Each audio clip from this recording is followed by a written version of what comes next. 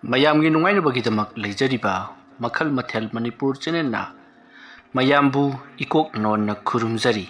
ꯉꯁꯤꯁꯨ ꯃꯌꯥꯝꯒꯤ ꯉꯥꯏꯍꯥꯛ ꯄꯣꯊꯥꯅꯕꯒꯤꯗꯃꯛꯇ ꯃꯃꯥꯡꯊꯛꯇ ꯇꯥꯍꯟꯖꯈꯤꯕ ꯃꯅꯤꯄꯨꯔꯤ ꯍꯣꯔꯔ ꯁ꯭ꯇꯣꯔꯤ ꯕ꯭ꯔꯤꯖꯤꯠꯇꯒꯤ ꯃꯍꯩ ꯍꯥꯏꯔꯤꯕ ꯋꯥꯔꯤ ꯑꯗꯨꯒꯤ 7ꯁꯨꯕ ꯇꯥꯡꯀꯛ ꯃꯌꯥꯝꯗ ꯈꯨꯗꯣꯜ ꯇꯝꯖꯔꯤ. ꯑꯁꯨꯝꯅ ꯅꯨꯡꯊꯤꯜ ꯆꯥꯏꯕꯤꯗ ꯂꯩꯊꯣꯔꯛꯄꯗ ꯃꯍꯥꯛꯀꯤ ꯃꯃꯤ ꯑꯗꯨꯗ ꯀꯔꯤꯅꯣ ꯍꯥꯏꯐꯝ ꯈꯪꯗꯕ ꯃꯤꯒꯤ ꯃꯑꯣꯡ ꯃꯥꯟꯕ ꯃꯀꯣꯛ ꯃꯔꯨ ꯏꯐ ꯐꯥꯕ ꯑꯃꯒꯤ ꯁꯛꯇꯝꯗ ꯃꯃꯤ ꯇꯥꯔꯤꯕꯗꯨ ꯎꯕꯗ ꯅꯨꯡꯊꯤꯜ ꯆꯥꯏꯕꯤ ꯈꯪꯄ꯭ꯔꯦꯛ ꯈꯪꯗꯨꯅ ꯏꯃꯥꯎ ꯍꯥꯏꯗꯨꯅ ꯆꯣꯡꯊꯣꯛꯏ. ꯅꯨꯡꯊꯤꯜ ꯆꯥꯏꯕꯤꯒꯤ ꯃꯇꯧ ꯑꯗꯨꯗ ꯕ꯭ꯔꯤꯖꯤꯠꯇꯗ ꯃꯍꯥꯛꯁꯨ ꯐꯠ ꯆꯤꯡꯈꯠꯂꯛꯏ. ꯅꯨꯡꯊꯤꯜ ꯆꯥꯏꯕꯤꯗꯣ ꯀꯥꯆꯤꯜ ꯑꯃꯗ ꯊꯨꯞꯆꯤꯜꯂꯒ ꯂꯩꯔꯝꯕꯗꯨꯗ ꯕ꯭ꯔꯤꯖꯤꯠꯇꯅ "ꯍꯥꯏ, ꯀꯩꯗꯧꯔꯦ? ꯖꯒꯣꯏ ꯁꯥꯕ ꯂꯦꯞꯄ ꯌꯥꯕ ꯃꯇꯝ ꯅꯠꯇꯦꯅꯦ. ꯀꯩꯗꯧꯕꯒꯤ ꯅꯪꯅ ꯅꯇꯨꯡ ꯑꯣꯟꯊꯣꯛꯂꯒ ꯌꯦꯡꯂꯤꯕꯅꯣ? ꯇꯧꯔꯤꯕ ꯊꯕꯛꯁꯤ ꯁꯣꯏꯕ ꯌꯥꯕ ꯅꯠꯇꯦ. ꯍꯧꯔꯣꯅꯦ ꯅꯪꯕꯣ." ꯑꯗꯨꯝꯅ ꯍꯥꯏꯔꯛꯄꯗ ꯅꯨꯡꯊꯤꯜ ꯆꯥꯏꯕꯤꯗꯣ "ꯑꯩ ꯉꯝꯃꯔꯣꯏ" ꯍꯥꯏꯗꯨꯅ ꯀꯞꯂꯤ. ꯅꯨꯡꯊꯤꯜ ꯆꯥꯏꯕꯤꯅ ꯑꯗꯨꯝꯅ ꯀꯞꯂꯛꯄꯗꯨꯗ ꯕ꯭ꯔꯤꯖꯤꯠꯇꯅ "ꯍꯥꯏ, ꯊꯕꯛ ꯑꯁꯤ ꯂꯣꯏꯁꯤꯜꯂꯛꯄ ꯀꯥꯟꯗ ꯅꯪꯒꯤ ꯀꯥꯔꯟꯗꯨ ꯇꯧꯔꯛꯀꯅꯨ. ꯁꯦ, ꯈꯣꯡꯂꯩ ꯊꯨꯅ ꯑꯩꯅ ꯍꯥꯏꯔꯤꯕꯁꯤ ꯌꯥꯎ." ꯑꯁꯨꯝꯅ ꯍꯥꯏꯗꯨꯅ ꯕ꯭ꯔꯤꯖꯤꯠꯇꯅ ꯅꯨꯡꯊꯤꯜ ꯆꯥꯏꯕꯤꯕꯨ ꯍꯧꯒꯠꯅꯕ ꯀꯌꯥꯔꯛ ꯍꯟꯅ ꯍꯥꯏꯕꯗꯒꯤ ꯅꯨꯡꯊꯤꯜ ꯆꯥꯏꯕꯤꯁꯨ ꯀꯤꯕꯒꯨꯝ ꯀꯔꯤꯒꯨꯝ ꯍꯧꯒꯠꯂꯛꯂꯦ. ꯃꯗꯨꯒꯤ ꯃꯇꯨꯡꯗ ꯃꯍꯥꯛꯁꯨ ꯖꯒꯣꯏ ꯃꯈꯥ ꯇꯥꯅ ꯁꯥꯕ ꯍꯧꯔꯛꯂꯤ. ꯑꯗꯨꯝꯅ ꯖꯒꯣꯏ ꯁꯥꯔꯛꯄ ꯑꯗꯨꯗ ꯅꯨꯡꯊꯤꯜ ꯆꯥꯏꯕꯤꯗꯣ ꯇꯨꯡꯗ ꯀꯤꯔꯨꯛ ꯌꯦꯡꯉꯤ. ꯃꯇꯝ ꯑꯗꯨꯗ ꯕ꯭ꯔꯤꯖꯤꯠꯇꯅ "ꯍꯩꯃꯥ, ꯑꯩꯅ ꯌꯦꯡꯒꯅꯨ ꯍꯥꯏꯔꯒ" ꯍꯥꯏꯔꯛꯄꯗ ꯅꯨꯡꯊꯤꯜ ꯆꯥꯏꯕꯤꯗꯣ ꯈꯪꯄ꯭ꯔꯦꯛ ꯈꯪꯏ. ꯃꯍꯥꯛ ꯄꯦꯔꯤ ꯌꯥꯝꯅ ꯀꯟꯅ ꯀꯤꯔꯗꯨꯅ ꯖꯒꯣꯏ ꯑꯗꯣ ꯃꯄꯨꯡ ꯐꯥꯅ ꯁꯥꯔꯤ. ꯃꯇꯝ ꯑꯗꯨꯗ ꯕ꯭ꯔꯤꯖꯤꯠꯇꯅ ꯃꯆꯤꯟꯗ ꯃꯈꯣꯟ ꯊꯣꯛꯅ ꯇꯥꯟ ꯊꯤꯟꯒꯗꯕꯅꯤ ꯍꯥꯏꯔꯛꯄꯗꯒꯤ ꯇꯥꯟꯁꯨ ꯊꯤꯜꯂꯤꯕꯅꯤ. ꯃꯁꯤꯒꯤ ꯃꯇꯨꯡ ꯕ꯭ꯔꯤꯖꯤꯠꯇ ꯂꯥꯏ ꯈꯨꯔꯨꯝꯕꯗꯣ ꯃꯈꯥ ꯆꯠꯊꯔꯛꯂꯤ. ꯉꯥꯏꯍꯥꯛꯇꯪ ꯂꯦꯞꯄꯨꯕ ꯑꯗꯨꯅꯔ ꯀꯔꯤꯅꯣ ꯃꯐꯝ ꯑꯃꯗ ꯂꯩꯔꯤꯕ ꯄꯣꯠ ꯆꯩꯗꯣ ꯇꯥꯏꯗꯔꯤꯕ꯭ꯔꯥ ꯀꯔꯤꯅꯣ ꯈꯪꯗꯦ. ꯒ꯭ꯔꯣꯡ ꯑꯤꯟꯊꯨꯔꯕ ꯑꯃꯗꯤ ꯑꯇꯩ ꯄꯣꯠꯂꯝ ꯆꯩꯂꯝꯁꯤꯡ ꯀꯟꯅ ꯂꯪꯉꯛꯇꯨꯅ ꯐꯛꯂꯥꯡꯗ ꯊꯣꯝꯗꯨꯅ ꯊꯨꯒꯥꯏꯕ ꯀꯌꯥ ꯑꯃ ꯇꯧꯔꯤ. ꯑꯗꯨꯃ ꯇꯧꯔꯛꯄꯗ ꯕ꯭ꯔꯤꯖꯤꯠꯅ "ꯍꯩ, ꯁꯥꯎꯒꯅꯨ. ꯑꯩꯅꯅꯦ ꯐꯅꯅꯕ ꯄꯨꯝꯅꯃꯛ ꯁꯤꯟꯒꯅꯤ. ꯅꯪꯅ ꯑꯗꯨꯝꯅ ꯁꯥꯎꯔꯕꯗꯤ ꯑꯩꯅ ꯀꯝꯗꯧꯅ ꯂꯩꯇꯥꯏꯅꯒꯅꯤ? ꯁꯥꯎꯒꯅꯨ." ꯑꯁꯨꯝꯅ ꯕ꯭ꯔꯤꯖꯤꯠꯇꯅ ꯀꯟꯅ ಲಾꯎರಿ. ꯃꯗꯨꯒꯤ ꯃꯇꯨꯡ ꯅꯨꯡꯊꯤꯜ ꯆꯥꯏꯕꯤꯁꯨ ꯖꯒꯣꯏ ꯁꯥꯕꯗꯣ ꯑꯁꯨꯝ ꯃꯈꯥ ꯂꯦꯞꯇꯅ ꯆꯠꯊꯔꯛꯂꯤ. ꯉꯥꯏꯍꯥꯛ ꯑꯗꯨꯝꯅ ꯂꯥꯏ ꯑꯗꯣ ꯈꯨꯔꯨꯝꯂꯕ ꯃꯇꯨꯡꯗ ꯕ꯭ꯔꯤꯖꯤꯠꯇ ꯁꯣꯔ ꯁꯥꯡꯅ ꯍꯣꯟꯗꯣꯔꯛꯇꯨꯅ ꯅꯨꯡꯊꯤꯜ ꯆꯥꯏꯕꯤꯗ "ꯌꯥꯔꯦ, ꯅꯪꯒꯤ ꯖꯒꯣꯏ ꯁꯥꯕꯗꯣ ꯂꯦꯞꯄꯣ." ꯑꯗꯨꯝꯅ ꯍꯥꯏꯔꯛꯄꯗ ꯅꯨꯡꯊꯤꯜ ꯆꯥꯏꯕꯤꯁꯨ ꯇꯨꯃꯤꯟꯅ ꯖꯒꯣꯏ ꯁꯥꯕꯗꯨ লেꯞꯄꯒ ꯃꯍꯥꯛ ꯇꯨꯃꯤꯟꯅ ꯎꯌꯨꯡꯒꯨꯝꯅ ꯂꯦꯞꯂꯒ ꯂꯩꯔꯤ. ꯃꯇꯝ ꯑꯗꯨꯗ ꯕ꯭ꯔꯤꯖꯤꯠꯇꯅ "ꯁꯦ, ꯁꯤꯒꯤꯅꯦ ꯑꯍꯥꯎꯕ ꯍꯩ ꯑꯁꯤ ꯆꯥꯁꯤꯜꯂꯨ. ꯁꯤꯗꯒꯤꯗꯤ ꯅꯪꯒꯤ ꯅꯊꯧ ꯂꯣꯏꯔꯦ. ꯆꯠꯂꯣ. ꯇꯨꯃꯤꯟꯅ ꯄꯣꯊꯥꯖꯔꯨꯔꯣ. ꯍꯥꯏ, ꯑꯗꯨꯒ ꯑꯩꯅ ꯄꯤꯔꯤꯕ ꯎꯍꯩ ꯑꯗꯨ ꯆꯥꯗꯕꯗꯤ ꯌꯥꯗꯦ. ꯀꯔꯤꯒꯨꯝꯕ ꯆꯥꯗꯕ ꯊꯣꯛꯂꯕꯗꯤ ꯅꯪ ꯂꯥꯏꯆꯨꯒꯗꯧꯔꯤꯕꯅꯤ. ꯅꯪꯅ ꯍꯧꯖꯤꯛ ꯈꯪꯈꯤꯕꯗꯨꯅ ꯅꯍꯥꯛ ꯑꯁꯤ ꯉꯧꯔꯤ ꯐꯩꯔꯤ ꯇꯧꯒꯗꯧꯔꯤꯕꯅꯤ. ꯑꯗꯨꯒ ꯅꯪꯒꯤ ꯑꯀꯣꯏꯕꯗ ꯀꯔꯤꯅꯣ ꯍꯥꯏꯐꯝ ꯈꯪꯗꯕ ꯑꯃꯅ ꯁꯨꯝ ꯏꯟꯅꯕꯒꯨꯝ ꯇꯧꯗꯧꯔꯤꯕꯅꯤ. ꯑꯗꯨꯅ ꯍꯩꯗꯨꯗꯤ ꯆꯥꯗꯕ ꯌꯥꯗꯦ. ꯃꯍꯨ ꯃꯌꯥꯏ ꯄꯨꯝꯅꯃꯛ ꯆꯝꯅꯅꯕꯅꯤꯀꯣ." ꯑꯗꯨꯝꯅ ꯍꯥꯏꯈ꯭ꯔꯕꯗ ꯅꯨꯡꯊꯤꯜ ꯆꯥꯏꯕꯤꯁꯨ ꯍꯣꯏ ꯍꯥꯏꯗꯨꯅ ꯇꯨꯃꯤꯟꯅ ꯆꯪꯈꯤ. ꯃꯍꯥꯛꯅ ꯍꯩ ꯑꯗꯣ ꯆꯥꯒꯨꯝꯁꯤꯔꯥ ꯍꯥꯏꯗꯨꯅ ꯋꯥꯈꯜ ꯇꯧꯔꯤ. ꯑꯗꯨꯕꯨ ꯍꯩ ꯆꯥꯕꯕꯨ ꯀꯩꯗꯧꯋꯦꯒꯦ ꯍꯥꯏꯗꯨꯅ ꯑꯗꯨꯃꯛ ꯆꯥꯁꯤꯟꯈ꯭ꯔꯤ. ꯃꯗꯨꯒꯤ ꯃꯇꯨꯡ ꯕ꯭ꯔꯤꯖꯤꯠꯇꯁꯨ ꯂꯥꯏ ꯈꯨꯔꯨꯝꯕꯗꯣ ꯂꯣꯏꯁꯤꯜꯂꯤ. ꯑꯗꯨꯗꯨꯒ ꯅꯨꯡꯊꯤꯜ ꯆꯥꯏꯕꯤꯗ "ꯑꯩ ꯃꯄꯥꯟꯗ ꯑꯃꯨꯛꯇ ꯊꯣꯛꯎꯈꯤꯒꯦ.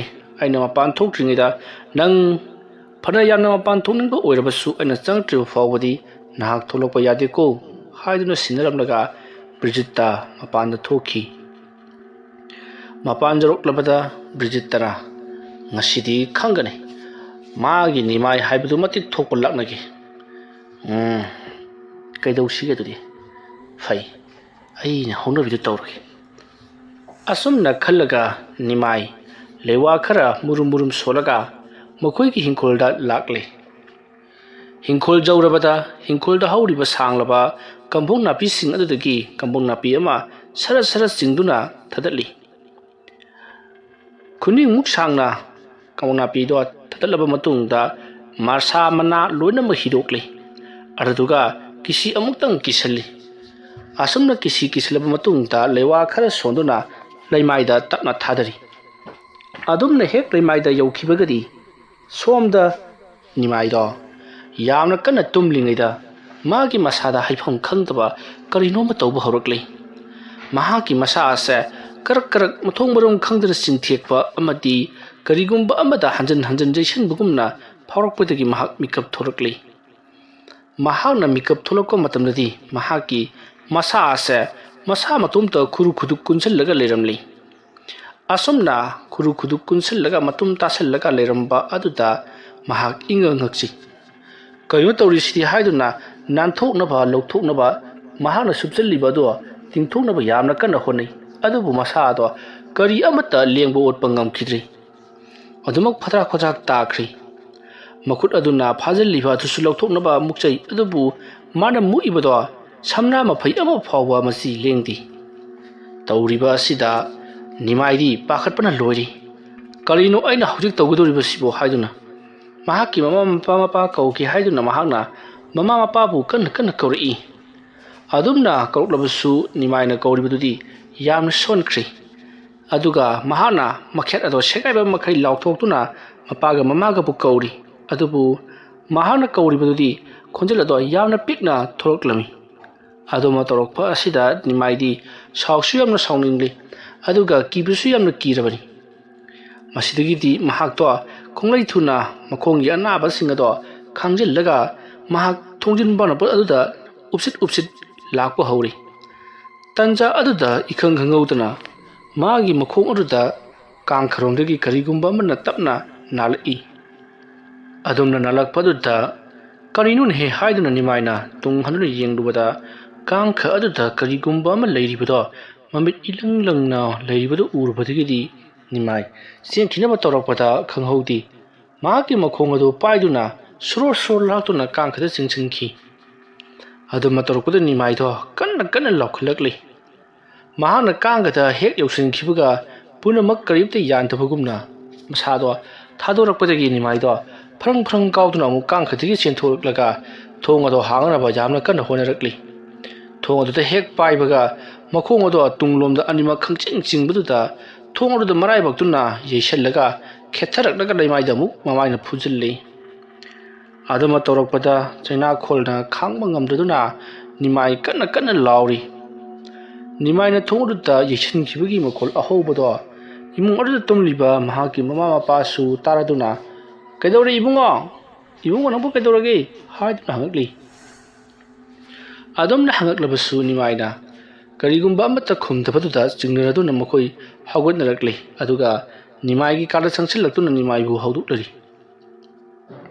matam maruda nimaidi somda mahaki phamung aduda upsallaga makhurada sangna phandoktuna thamlaga uplaga makhong makhurpunamuk kanagumba amana phajallaga thambagum loinamak sebak phaktoktuna makhut kado phantoktuna upsallaga thami aduga mahaki manangan aduda karino amasu nitlibara phamlibara tawduna leiribani aduma tawropaduda nimaina nang kanano haiduna hangakli adumna hanglakpa aduda nimaigi mananganda phamlibara tonglibara nitlibara karino khangdana leiriba ado mapam marang khangdana amu mangkhri mahana hek mangkhibaga thongodo mapabuna phakairektuna imungda magi kaada changsilli matamaruda nimaido upsallaga mayaga do kongon piri karaga leirambaduda sensallaklaga kaidore haiduna hangakli adumna hanglakpaduda nimaido sor thabet holaga mangoda hojik tawkhibasingado loinamak tami adumna tamlakpaduda nimaigi mapabungna hai ngahan waigido mo horoklaba jala ha nati amaiba guptado amta kaudaba yararoi nangi namanaba mohon haibaduna mangoda su tawe haidura mapabungna amaiba guptado thiba yaba thiri hai gupta su lot khreba paw matai masi kaligumba madi tawkhraba jani natragana nakhoida sigumba ma tarokliba maiba aduna kapsanbadagi mafam marang khangdana ngawraga sikraba jala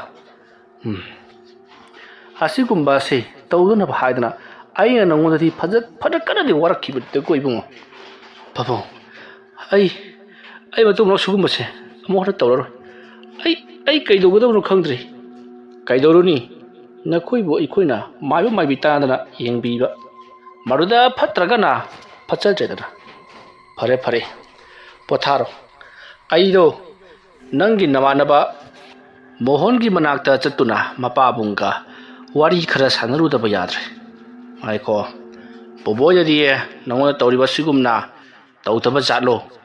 ꯄꯥꯕꯨꯡ, ꯑꯗꯨꯃꯗꯤ ꯑꯩꯁꯨ ꯈꯪꯗ꯭ꯔꯤ ꯄꯥꯕꯨꯡ꯫ ꯑꯣ, ꯐꯔꯦ ꯐꯔꯦ, ꯄꯣꯊꯥꯔꯣ꯫ ꯑꯩ ꯍꯌꯦꯡ ꯑꯌꯨꯛ ꯅꯣꯡ ꯍꯦꯛ ꯉꯥꯟꯕꯒ ꯃꯣꯍꯣꯟꯒꯤ ꯃꯅꯥꯛꯇ ꯆꯠꯀꯦꯀꯣ꯫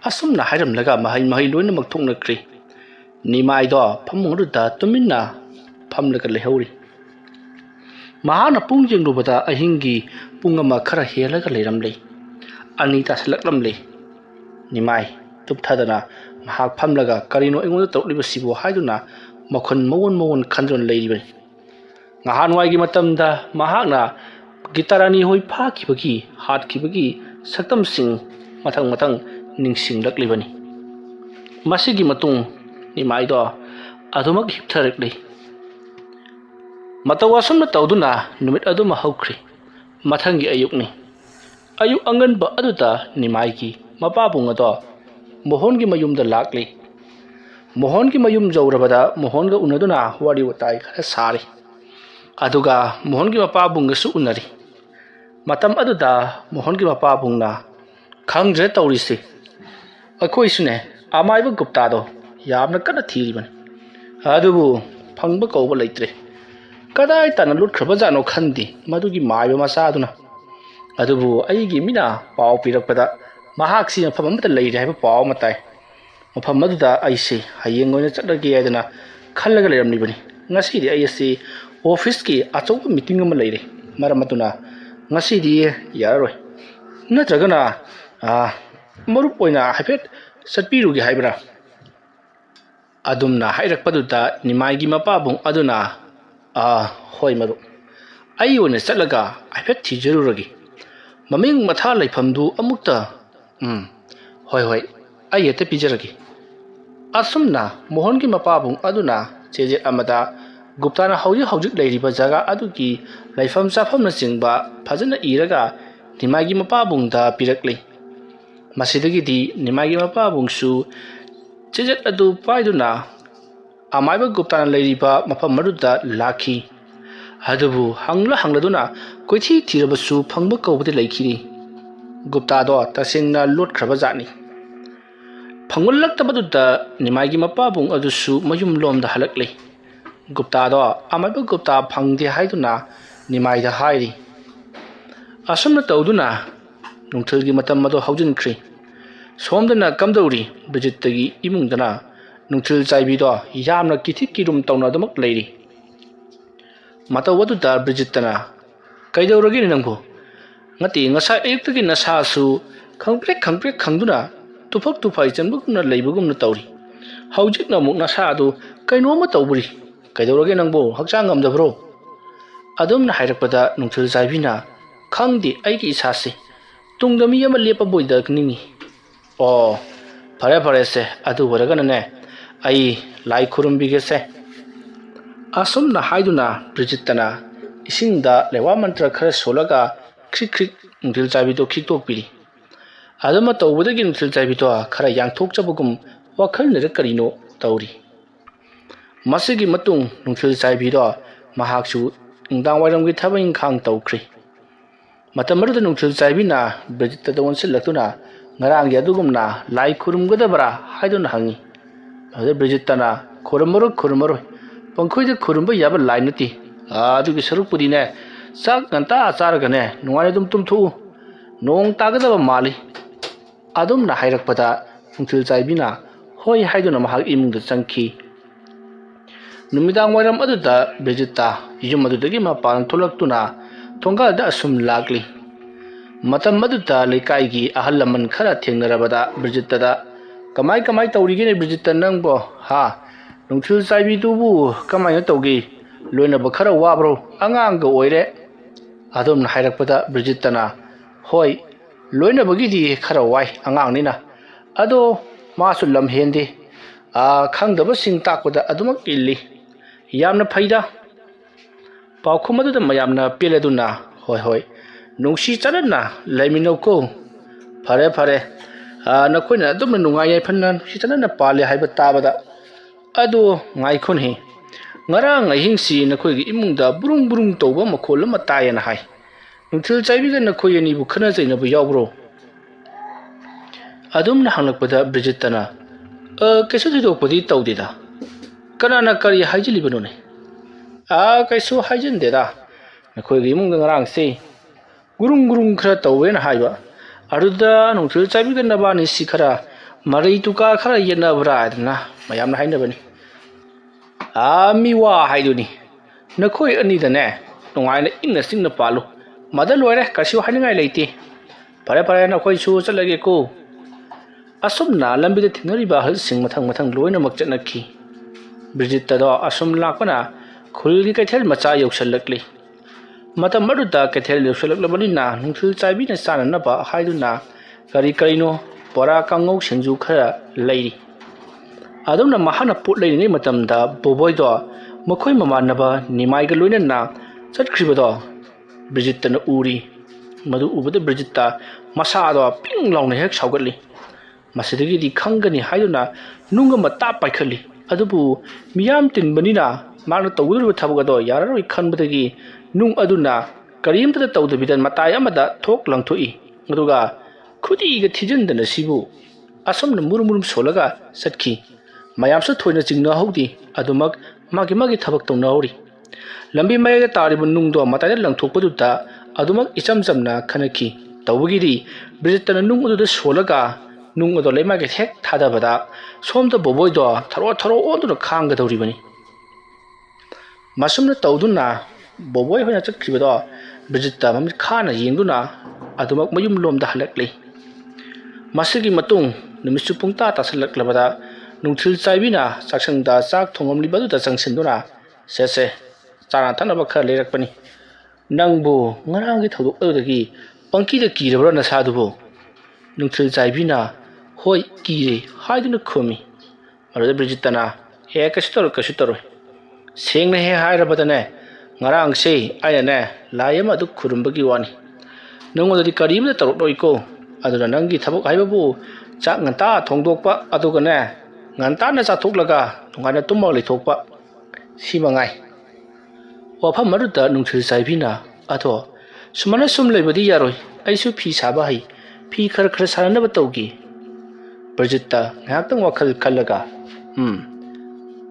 sumaina tausi kol leina ba paisa su leitri aduna tha amani dangdi ngaiko aisu thaba ingkhang khara chatlaga ne leina ba tausi matam madu nungthil chaibina aina sanarambagi kol yumda lehobani adu lawrogi yani Brigitte na ngaiko phi saba yakhiroi mangkol si aina tawudaba thabak khar leiri mangolas ta nahana kon thamjin khrabadi aina tawge khaliba thabak asi tawba pangthokpa yararoi se tha ahum mari leraga ne nangi koldo lawrusi aina yarakanda hairake ko haujikidi adum leikhoda ko nangsu adum nongai leitho adum na Brigitte karino khangdaba wahi khara pangangda ngangamlaga pare chak loisalo aya sida thawam tawrokige hairamlaga chatkhri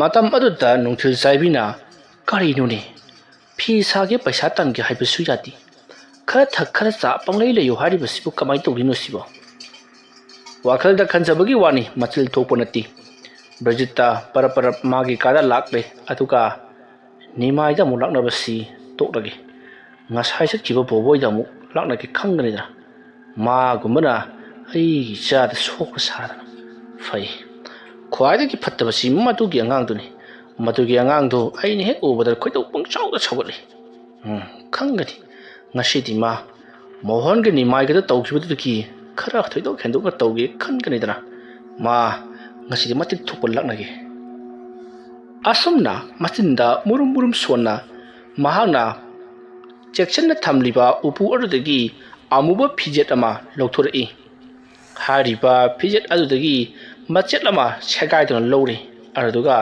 upu paksi macha haigadra maluda leiriba tarang macha adugi matai dagi machin tumba yotpi atragana yetum gumba ma lokthorei ka mu sangi maduduna mahaki makutta chak tawng thindat pada I khara thorakli iyado phi amubadu da tahali ꯑꯗꯨꯒ ꯆꯦꯛꯁꯤꯟꯅ ꯌꯣꯠꯄ ꯇꯨꯝ ꯑꯗꯣ ꯊꯝꯖꯤꯟꯈ꯭ꯔꯤ ꯑꯗꯨꯒ ꯃꯈꯨꯝ ꯈꯨꯝꯖꯤꯟꯈ꯭ꯔꯤ ꯄꯥꯛꯁꯤ ꯑꯗꯣ ꯑꯁꯨꯝꯅ ꯇꯧꯔꯕ ꯃꯇꯨꯡꯗ ꯐꯤ ꯑꯃꯨꯕꯗꯨꯗ ꯃꯥꯅ ꯂꯩꯋꯥ ꯈꯔ ꯁꯣꯜꯂꯒ ꯇꯞꯅ ꯇꯞꯅ ꯆꯨꯔꯨꯞ ꯕꯦꯔꯤ ꯀꯣꯟꯕꯒꯨꯝ ꯀꯣꯟꯁꯤꯜꯂꯛꯂꯤ ꯑꯗꯨꯝꯅ ꯀꯣꯟꯁꯤꯜꯂꯕ ꯃꯇꯨꯡꯗ ꯃꯍꯥꯛꯀꯤ ꯐꯃꯨꯡꯒꯤ ꯃꯇꯥꯏꯗ ꯊꯝꯂꯤꯕ ꯂꯪ ꯃꯌꯥꯝ ꯑꯗꯨꯗꯒꯤ ꯑꯃꯨꯕ ꯂꯪ ꯁꯨꯠ ꯑꯗꯣ ꯄꯥꯏꯈꯠꯂꯤ ꯑꯗꯨꯒ ꯂꯪ ꯈꯔ ꯆꯤꯡꯊꯣꯛꯇꯨꯅ ꯊꯥꯗꯠꯂꯒ ꯉꯁꯥꯏ ꯃꯍꯥꯛꯅ ꯕꯦꯔꯤ ꯆꯨꯔꯨꯞ ꯀꯣꯟꯕꯗꯧꯅ ꯀꯣꯟꯁꯤꯜꯂꯤꯕ ꯃꯍꯥꯛꯀꯤ ꯏ ꯌꯥꯟꯁꯤꯟꯈ꯭ꯔꯕ ꯐꯤ ꯑꯃꯨꯕꯗꯣ ꯂꯪ ꯑꯗꯨꯅ ꯑꯃꯨꯛ ꯀꯣꯌꯦꯠ ꯀꯣꯌꯦꯠ ꯌꯦꯠꯁꯤꯜꯂꯤ ꯑꯗꯨꯝꯅ ꯇꯧꯔꯤꯉꯩ ꯃꯇꯝ ꯑꯗꯨꯗ ꯅꯨꯡꯊꯤꯜ ꯆꯥꯏꯕꯤꯅ ꯆꯥꯛ ꯂꯣꯏꯔꯦ ꯆꯥꯅꯅꯕ ꯇꯧꯁꯤ ꯍꯥꯏꯗꯨꯅ ꯂꯥꯎꯔꯛꯄꯗꯒꯤ ꯕ꯭ꯔꯤꯖꯤꯠꯇꯅ ꯂꯥꯛꯑꯦ ꯍꯥꯏꯗꯨꯅ ꯃꯍꯥꯛꯅ ꯍꯧꯖꯤꯛ ꯁꯦꯝꯂꯤꯕ ꯄꯣꯠ ꯑꯗꯣ ꯃꯐꯝ ꯆꯥꯅ ꯊꯅꯝꯂꯒ ꯃꯍꯥꯛꯀꯤ ꯃꯅꯥꯛꯇ ꯂꯩꯔꯤꯕ ꯕꯣꯏ ꯑꯃꯅ ꯅꯟꯁꯤꯜꯂꯒ ꯊꯅꯝꯂꯤ ꯑꯗꯨꯗꯨꯒ ꯃꯍꯥꯛ ꯄꯔꯞ ꯄꯔꯞ ꯅꯨꯡꯊꯤꯜ ꯆꯥꯏꯕꯤꯒꯤ ꯃꯅꯥꯛꯇ ꯆꯠꯂꯤ ꯃꯇꯝ ꯑꯗꯨꯗ ꯃꯍꯥꯛꯀꯤ ꯕꯣꯏꯗꯣ ꯃꯈꯨꯝ ꯍꯥꯡꯈꯤꯕꯒꯤ ꯕꯣꯏ ꯑꯗꯣ ꯐꯥꯛꯄꯒꯤ ꯃꯈꯣꯜ ꯕ꯭ꯔꯤꯖꯤꯠꯇꯅ ꯇꯥꯏ ꯑꯗꯨꯕꯨ ꯍꯥꯏꯔꯝꯂꯒ ꯃꯍꯥꯛ ꯅꯨꯡꯊꯤꯜ ꯆꯥꯏꯕꯤꯒꯤ ꯃꯅꯥꯛꯇꯝꯅ ꯑꯗꯨꯃꯛ ꯂꯥꯛꯂꯤ ꯋꯥꯔꯤ ꯑꯁꯤꯒꯤ 7ꯁꯨꯕ ꯇꯥꯡꯀꯛ ꯃꯇꯥꯡ ꯑꯁꯤꯗ ꯂꯣꯏꯁꯤꯟꯖꯔꯤ ꯃꯊꯪꯒꯤ ꯇꯥꯡꯀꯛꯁꯤꯡꯗ ꯀꯔꯤ ꯀꯝꯗꯧꯔꯛꯄꯒꯦ ꯍꯥꯏꯕꯗꯨ ꯃꯌꯥꯝ ꯄꯨꯟꯅ ꯑꯃꯨꯛ ꯉꯥꯏꯃꯤꯟꯅꯔꯁꯤ ꯃꯌꯥꯝꯕꯨ ꯑꯔꯣꯏꯕꯗ ꯑꯃꯨꯛꯀ ꯍꯟꯅ ꯈꯨꯔꯨꯝꯖꯔꯤ